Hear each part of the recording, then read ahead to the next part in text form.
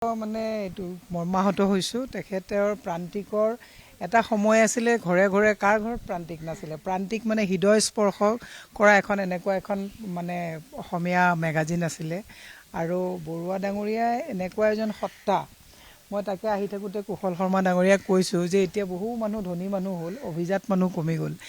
তেখেত ইমান মৃদুভাষী, ইমান অভিজাত্য এটা মানে নিজে হেৰি কৰি মানুহ কেনেকৈ লিখনিৰ জৰিয়তে কেনেকৈ মানুহৰ হৃদয়ত সোমাব পাৰি, গোটেই সম্পাদনাবিলাক প্ৰান্তিক পঢ়িলে সকলোৱে গম পায়। এতিয়া নতুন প্ৰজন্মই হয়তো প্ৰান্তিক কম পঢ়ে, কিন্তু আমাৰ সময়ত আমি প্ৰান্তিক, ৰহস্য বা এনেকুৱা যিবিলাক নপঢ়াকৈ আমাৰ দিনটো আধৰুৱা যোৱা নিচিনা আছিলে।